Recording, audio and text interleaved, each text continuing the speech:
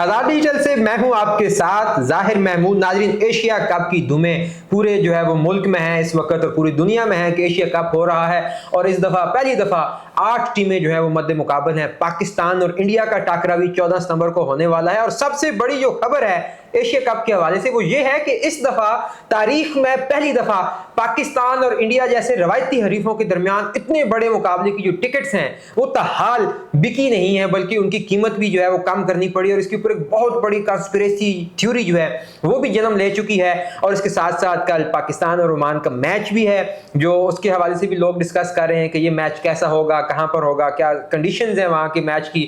तो क्रिकेट के हवाले से और एशिया कप के हवाले से जो ताज़ा तरीन सूरत हाल है उस पर गुफ्तगू करने के लिए, एनालिसिस करने के लिए मेरे साथ एक नौजवान एहसन जदून मौजूद है जिनकी बहुत ज़्यादा ग्रिप है क्रिकेट के हवाले से। क्रिकेट के ये खिलाड़ी भी हैं, शौकीन भी हैं। इनसे हम बात करते हैं आज और जानते हैं कि पाकिस्तान और इंडिया के मैच की जो टिकटें हैं वो अब तक क्यों नहीं बिकी और पाकिस्तान और ओमान का मैच किस तरह होने जा रहा है। अस्सलाम वालेकुम जी। वालेकुम सलाम। जदून साहब, मुझे ये बताएं कि अभी तक पाकिस्तान और इंडिया की मैच की जो टिकट्स हैं वो नहीं बिकी हैं और बड़ा वावेला किया जा रहा है इंडिया भर में कि ये टिकटें जो है वो क्यों नहीं बिक रही या ना खरीदें।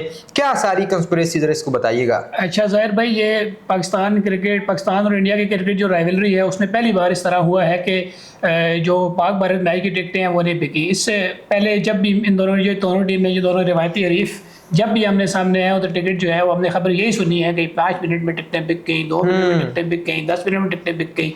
लेकिन ये पहली बार इस तरह हुआ है कि पाक भारत मैच की टिकटें ताहाल जो हैं वो अभी तक अनसोल्ड है। तो इसकी मैं रिसर्च की मैंने और इंडियन न्यूज़ आउटलेट्स भी देखे, पाकिस्तानी न्यूज़ आउटलेट्स भी देखे और सोशल मीडिया पे भी। तो इस हवाले से जो है वो एक तो कॉन्स्पिरेसी थ्योरी भी चल रही हैं और इसके अलावा जो इंडिया के न्यूज़ आउटलेट्स हैं वो ये खबरें चला रहे हैं कि वो पाकिस्तान के किसी भी मैच का बायकॉट करेंगे। अच्छा। चाहे वो मैच जो है वो भारत के साथ हो या किसी भी टीम के साथ हो, वो और जो इवेंट्स हैं उनकी कवरेज करेंगे लेकिन पाकिस्तान के वो किसी भी मैच की कवरेज नहीं करेंगे। तो एक ये वजह भी है और दूसरा इंडिया की तरफ से जो उनका जो इंतहा पसंद ग्रुप है जैसे RSS है, शिवसेना और बाल ठाकरे ग्रुप है, वो लोग भी इस हवाले से वो चला रहे हैं, मुहिम चला रहे हैं बाकायदा कि आप लोग जो है वो पाकिस्तान और भारत का मैच ना देखें। अच्छा। आप जो है वो पाकिस्तान हमारा मुल्क है और हमारा मुल्क है, इस वजह से आप उसको इसका बायकॉट करें। तो वो बायकॉट का वो चला रहे हैं और उनके जो कुछ न्यूज़ आउटलेट्स हैं उन्होंने इस हवाले से खबरें भी चलाई हैं कि हम जो है वो पाकिस्तान इंडिया की जो रिसेंट क्लैश हुआ है जो बुनियाद मरसूस और ऑपरेशन सिंदूर वाला, उसके पेश नज़र हम जो है वो इनका जो पाकिस्तान के मैच की कवरेज है उसका भी बायकॉट करेंगे। अच्छा, मतलब एक तो वो हारे, वो कहते हैं कि भीगी बिल्ली खंबा नोचे हैं। इतनी बदतरीन शिकस्त उनको तारीफ हुई है पाकिस्तान से और उससे जो है वो पाकिस्तान से मैच ही खेलने से भाग रहे हैं। ये मोस्ट इंपॉर्टेंट मैच है पाकिस्तान भारत की जंग का जो क्लैश हुआ, जो ऑपरेशन हुए, ऑपरेशन बुनियाद मरसूस और उसका जो दूसरा ऑपरेशन सिंदूर के बाद, ये मोस्ट इंपॉर्टेंट मैच है। उसके बाद पाकिस्तान इंडिया की दोनों टीमें पहली बार आमने सामने हैं। इससे पहले ये दोनों टीमें जब उसके प्रैक्टिस के लिए आई तो ये खबरें ये सामने आई कि दोनों टीमों के खिलाड़ियों को एक दूसरे से ये दोनों टीमों के खिलाड़ी जो है वो एक दूसरे से नहीं मिले। अच्छा। इन्होंने मुसाफा भी नहीं किया। लेकिन जब सेरेमनी हुई, ट्रॉफी रिवीलिंग की सेरेमनी हुई तो उसमें जो है वो उन्होंने सलमान अली आगा के साथ सलाम किया, सूर्या कुमार यादव ने सलाम किया और मोहसिन नकवी के साथ जो है उस पे भी बड़ा प्रोपेगेंडा किया, चेयरमैन है, उस पे भी उन्होंने बहुत प्रोपेगेंडा किया। फिर उनकी जो ट्वीट थी उन्होंने जब ऑपरेशन सिंदूर के टाइम पहलगाम वाक़े के टाइम की थी तो उसको भी लोगों ने कोट करके उनको भी गद्दार करार दे दिया, निशाना बनाया, उनको गद्दार करार दे दिया। और ये खबरें जो है वो इस हवाले से अब देखें संडे को मैच होगा तो देखते हैं कि पाकिस्तानी टीम कैसा परफॉर्म करती है। हम तो यही उम्मीद कर रहे हैं कि पाकिस्तान इनको पिछाड़े। ठीक है, जैसे हमने ऑपरेशन बुनियाद मरसूस में उनको पिछाड़ा तो हम ये चाहते हैं कि पाकिस्तान भी उनको जो है वो पिछाड़ दे। अच्छा, इस हवाले से एक बड़ी अहम गुफ्तगू मैं देख रहा था, इंडिया का ही एक एनालिसिस था, पाकिस्तान और अफगानिस्तान का जो ट्राई सीरीज का फाइनल था उस पर एनालिसिस था। तो एक शख्स कह रहा था जी कि पाकिस्तान के साथ इंडिया क्यों खेल रहा है, तो दूसरा बंदा कह रहा था कि भाई BCCI ने अपनी जारी की है, उसके ऊपर क्या कहते हैं डिटेल्स में बताया है कि बाईलैटरल सीरीज हम नहीं खेल रहे, लेकिन जो मल्टीलैटरल सीरीज है वो तो हम खेलते रहेंगे, क्योंकि वो तो अब उनको तो नहीं ना, हम पूरी दुनिया के साथ नहीं पंगा कर सकते ना। बिल्कुल ऐसा ही है। उस वाले से ये भी है कि इंडिया ने ये स्टेटमेंट जारी किया है कि जो आउट ऑफ इंडिया टूर्नामेंट होंगे वो हम जो इंटरनेशनल आईसीसी इवेंट्स होंगे या एशियन क्रिकेट काउंसिल के तहत जो इवेंट्स होंगे वो हम पाकिस्तान में खेलेंगे, लेकिन अगर वो टूर्नामेंट इंडिया में होगा तो हम पाकिस्तान के साथ इंडिया में नहीं खेलेंगे। और ये पूरा मैच भी, एशिया कप भी इंडिया में होना था, तो आप देखिए कि उनको यूएई शिफ्ट करना पड़ा है। देखें, इंडिया को इस मैच से कबल 2 शिकस्तें हुई हैं, ठीक है। एक शिकस्त तो उनको हुई है ऑपरेशन बुनियानो मरसूस में, हाँ। और दूसरी जो उनको शिकस्त हुई है वो उनको हुई है एशियन क्रिकेट काउंसिल में। हाँ। वो अपना केस लेके गए, उन्होंने बहुत जोर लगाया कि हम जो है वो इनको करें, पाकिस्तान के ये जो है वो इंडिया से मूव ना हो, लेकिन मोहसिन नकवी को जो है क्रेडिट इस बात पे देना चाहिए, ठीक है। तो जीत के लाए उन्होंने पाकिस्तान की जंग वहाँ भी बेहतरीन लड़ी, हाँ। और उन्होंने जो है वो खींच के लाया उनसे एशिया कप, और वो एशिया कप अभी जो है वो उसमें दुबई में हो रहा है। अच्छा जदून साहब, मुझे अब ये बताइए कि कल पाकिस्तान और ओमान का मैच है, इतना ज़्यादा एक्साइटेड तो नहीं है, लेकिन फिर भी ऑब्वियसली हमारी टीम में भी कुछ कमज़ोरियाँ, कुछ उनकी स्ट्रेंथ्स हैं, तो कल के मैच के हवाले से आप क्या जो है वो एनालिसिस रखते हैं? देखिए, वो मैच इंपॉर्टेंट तो खैर है, हर मैच इंपॉर्टेंट होता है, एज ए टीम हर मैच इंपॉर्टेंट होता है। टूर्नामेंट के हवाले से भी इंपॉर्टेंट मैच है, क्योंकि पाकिस्तान के ग्रुप में इंडिया भी है। वो इंडिया ने कल जो है वो 106 बॉलों में सारा मैच खत्म कर दिया, ठीक है। उन्होंने यूएई को जो है वो 58 रन पे ऑल आउट कर दिया। तो अब उसमें ये है कि उनकी जो है वो उनकी तो नेट प्रैक्टिस हो गई है, ठीक है। अब पाकिस्तान के लिए ये बेहतरीन मौका है कि वो वार्म अप कर लें, उनके खिलाफ अच्छा परफॉर्म करें, अपना कम्बिनेशन चेक कर लें, ठीक है। स्पिन फ्रेंडली ट्रैक्स होते हैं ज़्यादातर यूएई में, ठीक है। अभी आपने रिसेंटली सीरीज जो ट्राई सीरीज उसमें भी देखा, स्पिन फ्रेंडली ट्रैक्स थे।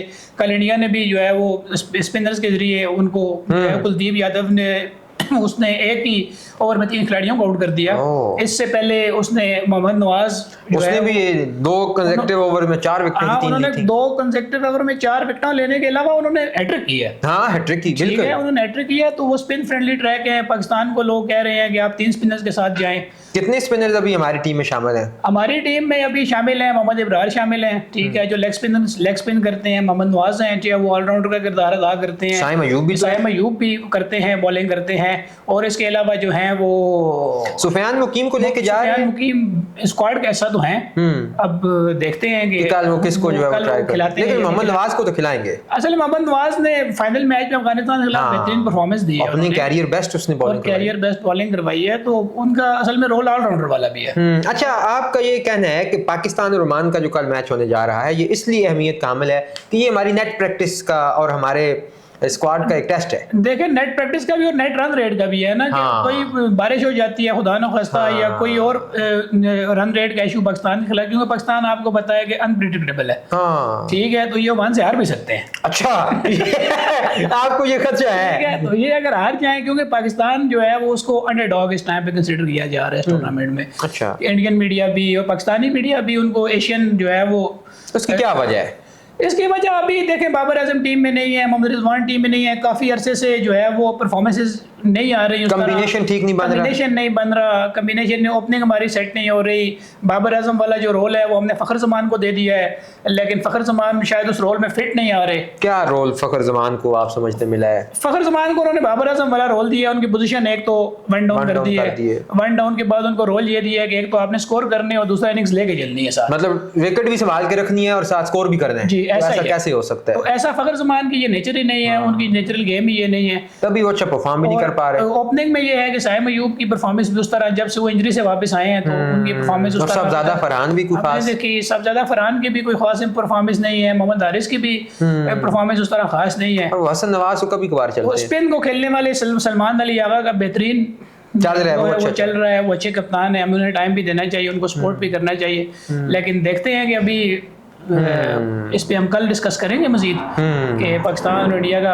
हाँ, जो पाकिस्तान और इंडिया के मैच की कंडीशंस हैं और जो सूरत हाल है और जो कम्बिनेशंस हैं, जो उनकी टीम की जो स्ट्रेंथ्स हैं या जो उनकी कमजोरियां वीकनेसेस हैं, जो हमारी टीम की वीकनेसेस और स्ट्रेंथ्स है, वो हम इंशाल्लाह अपनी जो अगली एपिसोड है जो हम कल जो है वो करेंगे, उसमें उनको हम डिस्कस करेंगे पाकिस्तान और इंडिया के मैच से कवर। आज चूंकि पाकिस्तान और इंडिया के मैच के टिकट्स का मसला बड़ा वायरल हुआ पड़ा है, बिल्कुल, सो इस हवाले से हमने गुफ्तगू की और ओमान के जो मैच के हवाले से। तो नादरीन, आपने भी देखा कि किस तरह ये टिकटों का जो मामला है वो पूरी दुनिया में जहाँ तक पाकिस्तानी और इंडियंस बसते हैं वहाँ पे डिस्कशन उस पर हो रही है। और पाकिस्तान और ओमान का मैच क्यों अहमियत का हामिल है उस पर भी जदून साहब ने बड़ी सेर हासिल गुफ्तगू की है। तो मुझे उम्मीद है कि आपको इनका ये एनालिसिस और ये तज्जिया पसंद आया होगा। इंशाल्लाह मिलते हैं कल एक और प्रोग्राम के साथ जिसमें हम पाकिस्तान और इंडिया के बड़े टाकरे के बारे में फुल एनालिसिस जो है वो आपको देंगे कि पिच की रिपोर्ट क्या कहती है और हमारी टीम का कौन सा कॉम्बिनेशन वहाँ पे खिलाया जाएगा, कौन से स्पिनर्स को, कौन से फास्ट बॉलर्स को कहाँ पे खिलाना चाहिए, कौन से हमारे बॉलर्स और कौन से हमारे बैटर्स अच्छा परफॉर्म कर सकते हैं, कौन सी वीकनेसेस हैं और कौन सी स्ट्रेंथ्स हैं पाकिस्तान टीम की, और इंडिया की टीम की क्या स्ट्रेंथ्स और क्या वीकनेसेस हैं। तब तक के लिए हमारे साथ जुड़े रहिए। खुदा हाफिज।